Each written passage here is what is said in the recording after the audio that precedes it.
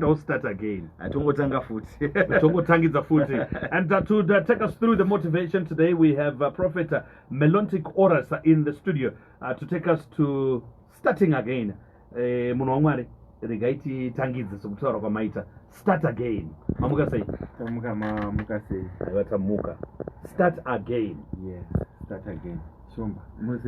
Ndiri right Murisi. Not in the prophet. All right. Thank you so much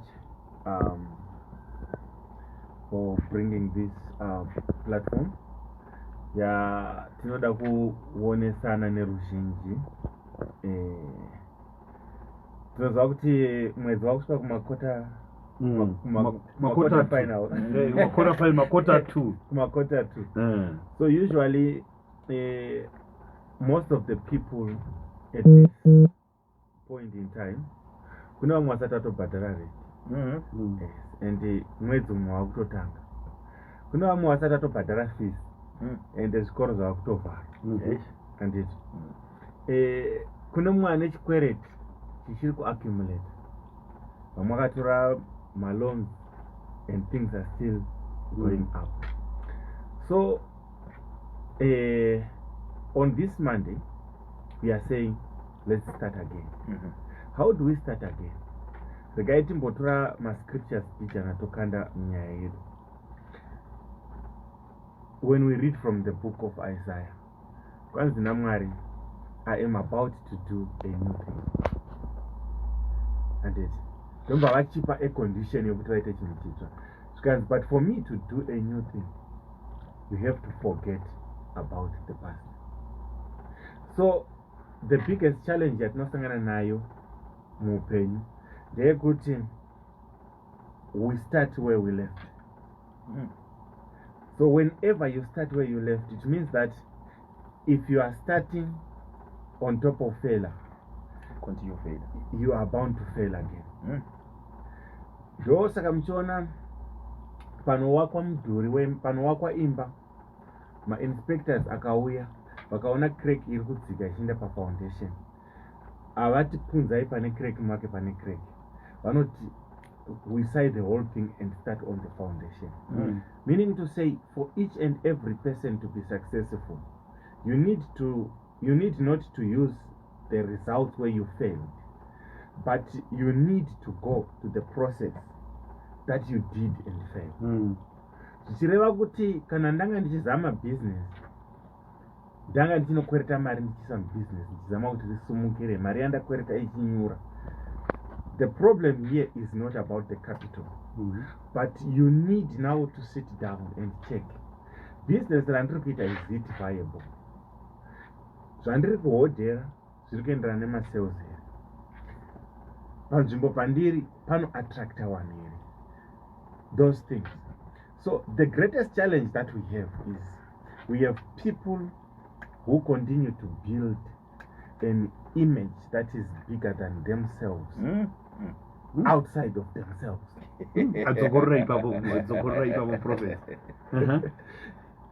So we have people who continue to build an image that is bigger than themselves, outside of themselves. Wow. Right. So for example, noziva Shumba kuti pane mumwe munhu ane musikana waari kuona pa social media waari kuda, but image iri kuiswa nomusikana ari pa social media haisiri. Musikana ari kubuda akamira pamotikari dzinodhura, ma GLE, things and the like, and she's portraying herself with a higher quality of life. So the person who is on the same level with you, those people are scared. And they all pachako hausiri mpinga, you are not even quarter of what you are portraying. So the biggest challenge that we have is we have people who continue to try and continue where there is nothing. Pane munhu amuka izvezvi zvari mutauni, vane chihaso chavaita kuma 2022 chaiva pamari pasemusport, but ukatarisa bhutsu yapera ari kuidzokera pasport with the hopes yokuti zvichaita sezvazvakamboita. Pane mumwe munhu ari kuramba achidzokorora haso rakambova pamari kudhara, nepfungwa yekuti ndakambodya mumba zvakatopera. We need to start again.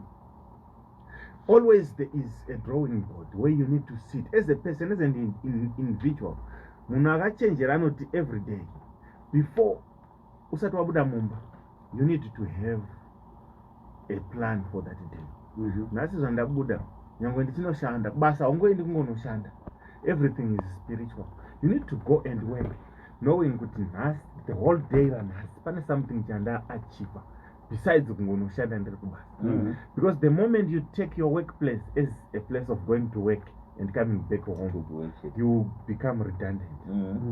So you must upgrade yourself on a daily basis. When you come to work, there's a value addition that you need to do. So whenever we are starting again, we need not to start on the same level, but we need to start with a higher energy. Tidzokera pache ipapo patakakundikanira, tinodzokera ndine force yokuti zviite. I think we have all driven manual cars. When you want to overtake, ukatosevenzesa geara wanga wambosileka mota iri pamberi pako uri munumber 6, wambosileka ukada kuchi accelerator uri munumber 6, you can't. You have to drop down. Yes, woenda kana munumber 4, unoona kuti motikari yako ine power yokuudza iyo kuti gear handina rate, speed yandanayo haichabvume, enda to the next gear. Then you go to the next gear. Then you overtake. So the problem that we have is tiri kudzoka the same week trim number 6 pari kuda kuti titangire pa number 1. We are not evaluating ourselves kuti pandakakundikana ndakatadzira papi, ndotangira papi so that I have success. Come on. I don't know if this is making sense. Now watch this. Let me use a simple story here. Bible rinotiudza nezvaSauro. Kwanzi Kishi akarasikirwa nemadhongi. Arasikirwa nemadhongi Kishi akatora mwana wake ndokumuti enda naSevhandi munotsvaga madhongi. Achimuti buda naSevhandi munotsvaga madhongi, arasika. Kwanzi vakomana vakatsvaga ndokushaya. Zvikanzi nomukomana aiwa shamwari ngatidzokere kumba, madhongi tashaya. Ndo dziri kutaura so shamwari madhongi tashaya, mudhara anozorekera kuwara pamadhongi ava kufunga nezvamundisiripo. But then the servant said, no, ngatitsvagei munhu waMwari timbononzwa kuti kutsvaga kwataita uku madhongi ari kupi. So Bible rinoti vakabva vaenda ndokuenda kuna Samuel. Vachisvika kuna Samuel akabva amuudza kuti ini ndandakakumirira. What am I trying to say? Ndiri kuzama kutaura kuti some of the failures in life, they push us to our destiny. Pane paunoramba uchifoira wozosvika pamukana wokuziva kuti no man, this is not the correct path, I must take the other path. Saka pane munhu ari kufoira omuka futi ari pamusoro pefailure achizama kundoperfecta failure, and you have been failing over and over and over and over again. The same to be said about relationships. Unoziva kuti kune vanhu varambana more than 100 times vachidzokerana. But let us try where we left. For the last time. Yes. Let us try where And we this left. time I promise. I promise. For the last time. Wondopinda ipapa ucharohwa nepaper 2. Wakurohwa nepaper 2A, paper 2B, paper 2C. Wochidzoka ukoko manje, you are now beyond repair. Nosati kuna mwana wabuda marelationship wokuti unoona kuti this one is beyond repair. Makoko kwamenge muri kumarelationship watemwa mafesi wadini wabviswa mazino, then you want to come back to the market. The thing is, let us start again. Let us start again. But it's about one fear of the unknown, Prophet. Yes. Tanga cheku drawing board, tine fear of the unknown. I Kuti don't know why. nguva ndiri kutokura ini nguva iri kupera panotangidzazve. Ndichikura machigomera ndiripo. Alright. Munhu anotya chasina kuona haana chaanoona. Ukatya chausina kuona haufi wakaona. What am I trying to say? Zama kuti rinzi rinogozha wamborinyora. Ukanosvika ukamira panze pegedhe unongonzwa vamwe vobuda, mwana obuda achiti hara rakapusa. So. but iwewo watya kupinda muzama hauna chauchanoudza vanhu kuti unoti ranga richigozha hauna kurinyora, kunoti unoti ranga riri easy hauna kurinyora, but chakuvharira panze ifear. The Bible says faith begins when fear is removed. Faith represents God. Fear represents the other world of Satan. Saka immediately when there is fear, there is no faith. Saka muchirungu vanotaura chiti risk taking, but kana taakutaura mubhaibheri tinoti its faith. Bible rinoti faith is the substance of the unknown things. And robva rataura kuti tinenge tichitoti tinotova nazvo tisina izvozvo.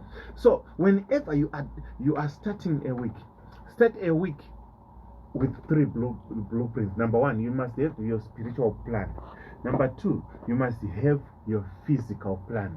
Number 3, you must also start a week on a repairing mode. When we are repairing, we look at our past mistakes. Viki rakapera ndakazama izvi zvikaramba. Sandazvizama zvikaramba. What might be the cause? Is it because ndindakatadza? Kana kuti patoriwo nemhepo dzandakasenga dziri kuramba? Because on a daily basis tichitoya kubasa but titori nemaforces maviri. Unoziva kuti we have a physical and a spiritual force. Uchiuya kubasa pane mweya unogona kutokudza kuti kuwadi ngofona kuti ndiri kurwara. Ndiwe manje mweya iwo. Ngofona kuti uri kurwara. Wafona uchiti uri kurwara. Kabva kamweya kaya 30 minutes later you will feel like naenda kubasa but vanozoti kudini. But unoziva madaviriro aita manager pandamudza ndiri kurwara. Unodzingwa basa. It now begins to ring a bell in you. So every week when it starts, let it be a new day with new experience, with new energy.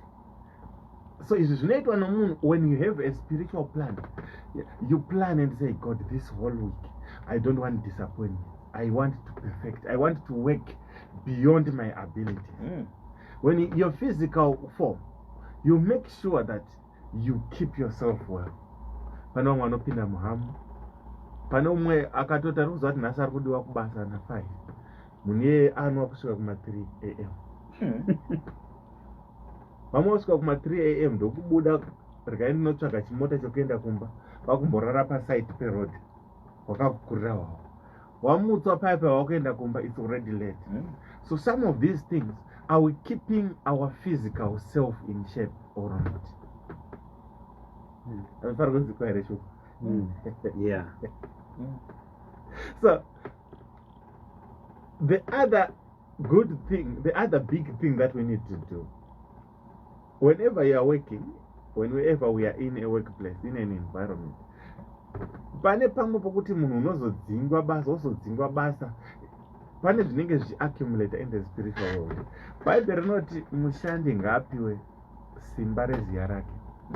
Meaning to say, kana ukaenda uchimbononyozera pabasa, uchipiwa pay isingaenderani neziya rako, on the spiritual side wofuti Mwari vakakutarisa, vari kukuona as a thief. Uri kubapa uri kushanda. Ndo paunongozopaya pokuti vanhu vanotita kuti mhepo dzakandisumukira ndakangonzi basa ratopera ipapo. From nowhere. Harina kupera ipapo basa. But iwewe pachako, you were not performing to your best. So whenever we go out, we have to start again. Every week must be filled with energy. Matangira awaita bikira kungaripera rakadaro. Anzi mataura iyi neprofeti. Ndiri kungoramba ndakabatirira pana baby dead. Ndakungoti beta ndingoita mumwe mwana naye, but unenge uchitoona kuti hapana kwandiri kuenda. Aunza a very good subject. Avada kurima minda yavamwe. Aunza a very good subject. Shumba, regai mnembotaura nemi ndichidai. Better is the devil you know tinashe vasati vapindura prophet.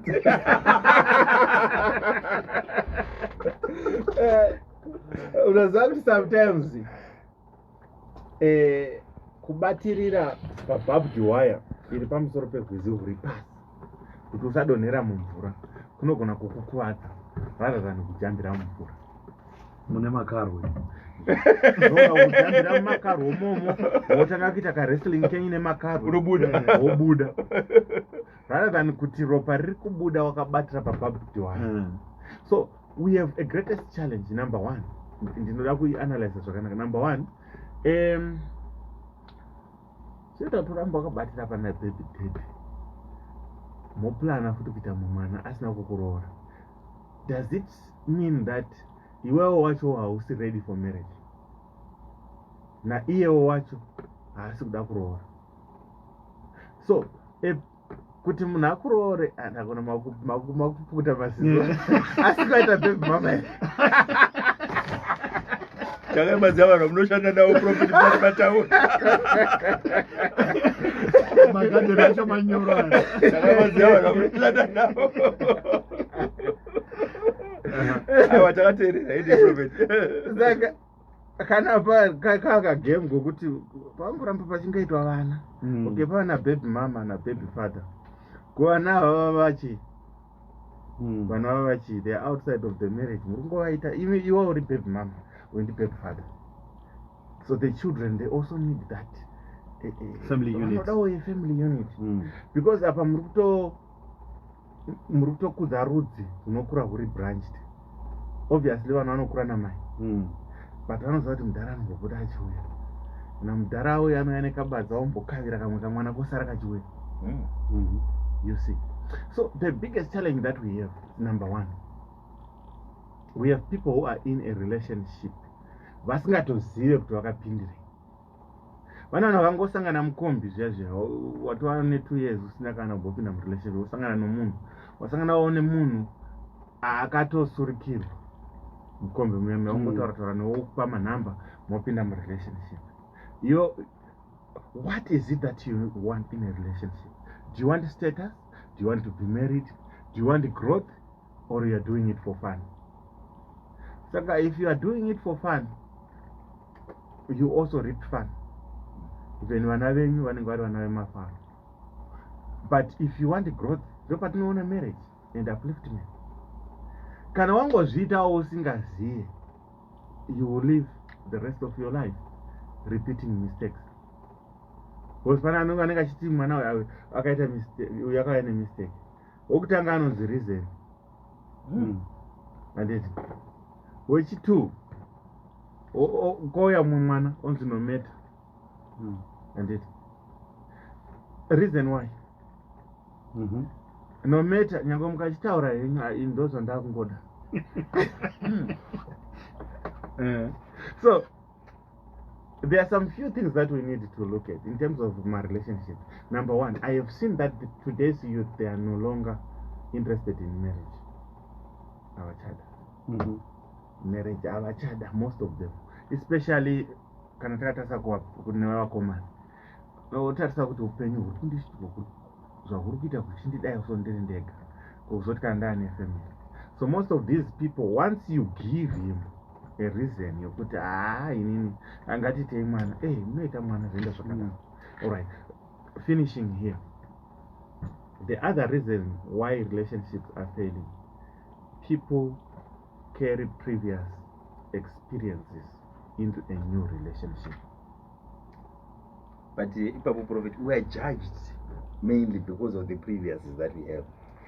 But unonzwa kuti sometimes iwo pachako kana ukasa expose ma-experiences awakasangana nawo, wasangana nomunhu mukatanga, if you start again, both of you, uyu ane ma-experience ake, ane ma-experience ake, you bury your previous experiences, you build a new experience. But kana wauya nokuchitirwa kwawakamboitwa mupast relationship, wokupinza murelationship ineyi, you become toxic. Because uchada kubata phone yangu zvandisinganzwisise ndisina magame andiri kuita. Uchanditeera pese pandiri kufamba ndisina munhu wandinaye. Uchandifungira zvinhu zvandisina kuita. So you need to live past experiences kumashure. You start again. Kana pane zvazoitika murelationship mochitanga kudhila ipapo muchienda mberi. Prophet, is marriage an achievement? Marriage is not an achievement. Why should we get married? Let me say this. Vanhu vakawanda tiri kuroora nokuroorwa nenyaya dzokuti tiri kuzviziva mumacultures medu kuti muri kuroorwa, vanhu vari kuroorana nokuroorwa. So most of the times people end up getting married to wrong people out of pressure. Mhm. Woona kuti munin'ina wangu akaroorwa, vanin'ina varoorwa vese ina ndisati ndaroorwa. Mhm. Then angozosvika kwauri achikuapproach Ndakuti ane amutora ma-intentions of marriage. You don't go down kutarisa kuti is he the suitable candidate. Zvimwe zvese hauchatarisa, chauringotarisa imarriage. Because why? You want to join others. So, an achievement in life is making yourself better. If you make yourself better, you work, you change your life, you emancipate yourself, you will see also that every step yaunoita yokuzvi-upgrade muupenyu. Even nevanhu vanokuapproach avo vari upgraded. Unotanga uri palevel yokuti ukapfuura nepakaungana vakomana vari kuputa glue vanokumisa. Wozosvika palevel yokuti ukapfuura nemota vakomana vachiputa glue. They don't even look at you. Unotonzwa choti madam, mamuka sei madam, mamuka sei madam, boss, and it, because you are now upgraded. So we want to upgrade ourselves by getting married. So once you make a marriage an occupation, you get fired sometime. Because pane yatouya panapa Elder Samanyanga kubhanget hanzi prophet vari kuti marriage is not an achievement, but say ichipiwa certificate. Every achievement inopiwa certificate, marriage certificate. All right, I want to answer him. And to abvunza kuti kwaise ichipiwa certificate. If a person dies, he's given a death certificate. Is it an achievement? It's not. If we divorce, we are given a divorce certificate. Is it an achievement? Right. So ndavapindura. Yeah, vapindurwa hapo. Let me see, there was another one that I was looking. Anzi ko time yedu 3 minutes to go now. Anzi pastor ko scenario yekuti pabasa panodzingwa vanhu and don't get replaced. Monzi taakuita multitask and pay haikwidzwe and boss otounza maside hustle ake pakambani ipapo futi, like you'll be doing mabasa 4 with 1 pay. All right. Regai ndimbotaura ndichidai. Vapana ava vari mumabasa ivava vazhinji vacho ndohonzeri. Because vapana ava vanowanza kuda kukombita nevamwe vanhu vari kuita mamwe mabasa kuti ndinzi ndinogona kuita chiri kuitwa nauyu. So once you do that, you give your boss the reason to fire the person anga aripo. Oita kuti iwo ushande zvacho zvawakambonitadza kuti unogona. Wakati unozvigona. Yes. All right. So at the end of the day, kuti munhu zvinhu zvakatonaka here kuti paunotadza pese dzokorora kubva pokutanga, kana kuti ndongouya pakapatika ndavhiringa ikakondogadzirisa ikakondoenda kumberi, because ndogona kuramba ndichingodzoka 5 years back ndotangidza futi, kana ndongodzoka zvangu 2 months back pandakavhiringa apa ndogadzirisa ipapo ndokondinya. All right. Ndichipedza panapa. Jesus Christ said, a house that is built on good foundation, even if it rains, it won't fall. Zvichireva kuti foundation yako, mamwe maproblems matroubles atinawo izvezvi era yawakaita muna 2018. So iwo watova muna 2025. You are trying kuti chandatadza nhasi ndogadzirisa ichocho, but mistake wakaita muna 2025. So you need to go back kuna 2025 wotanga kugadzirisa kuna 2018 wogadzirisa pawakarasikira pafoundation, then everything will be okay. Ngatimirire ipapo, time is up now. So zvachaita tichagadzira kuti ticontinue maconversation edu naProphet, tichagadzira a group where vachapa number dzavo next week, and then we continue the conversation pamagroups. Right. Tichiramba tichingodzidza netopic yamunenge mapata during that week. But marriage, I think inofana kuzodzokorwa, because inini I don't agree with Prophet. Marriage is an achievement. As a marriage is an achievement. If it was not, dai takaroorwa tese. Vasati varora, vasati vachiva. Yeah. That's what it means. According to the message, yeah, that's what it means. Nice. All right. Okay. Thank you so much, Prophet Melontic Oras, for enlightening us to jumpstart us to recover on a Monday morning. Let's do this again next week.